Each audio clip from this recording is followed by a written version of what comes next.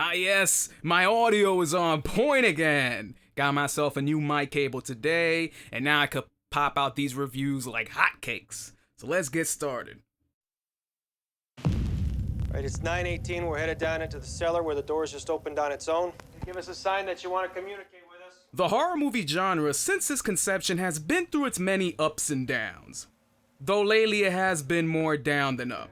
It seems as though Hollywood filmmakers have lost the touch to just genuinely scare people.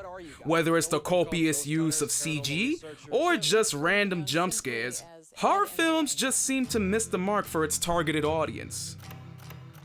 However, towards the start of the new decade, Hollywood is bouncing back in the genre that for the most part has been completely dominated by the foreign markets. Paranormal Activity seemed to be a step in the right direction regardless of the shitty sequels that it has. But one movie that did bring the chills back for me personally was Insidious. At first, I was kind of a skeptic to watch this as the rating turned me off. I said to myself, how can a PG-13 movie ever scare me? I sat through The Exorcist for Christ's sakes, the director's cut version.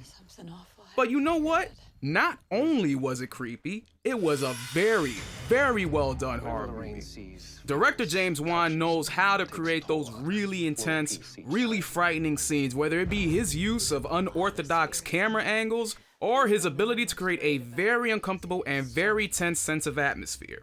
His newest film, The Conjuring, was released in theaters July 19th, and it is about a family who has purchased a house in the country. The mother, father, and 5 daughters are all taking immediate liking to the place, then the scary stuff begins to happen. So they call upon the help of these paranormal investigators who are the best in the business to try to help them get rid of the evil presence or presence haunting them in their not-so-humble abode. So how is it?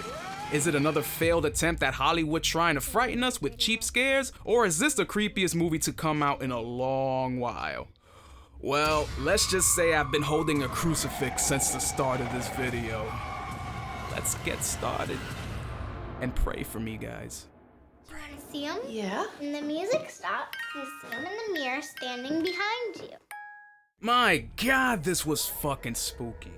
Like, I'm not even kidding, it's one of the scariest movies I've ever seen, like hands down. None of these scares feel cheap as director James Wan does what he sets out to be done, and that's scare the ever-loving fuck out of you.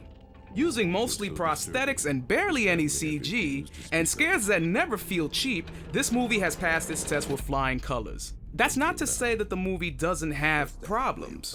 Two main gripes about the film is that while the scares are very well done, the story is all too familiar. I mean, how many times have we seen the whole family buys a house that happens to be haunted and now paranormal investigators have to help get the thing out? It's been done to death.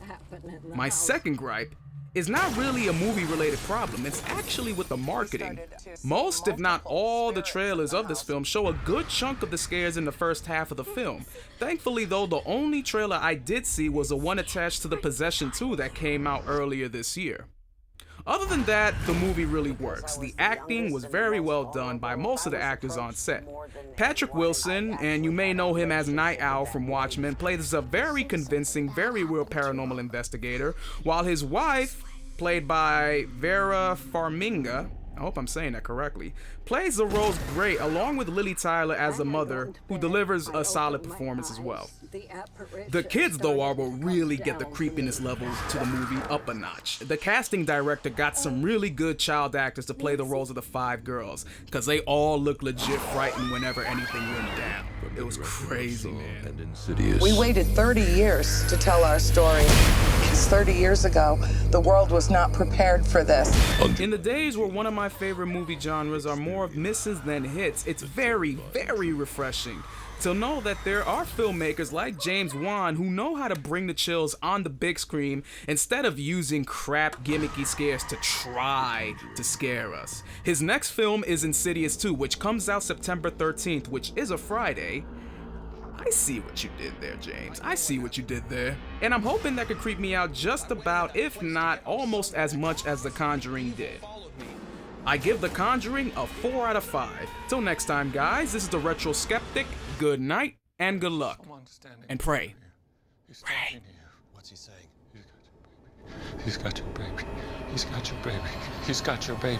He's got your baby. He's got your baby. He's got your baby.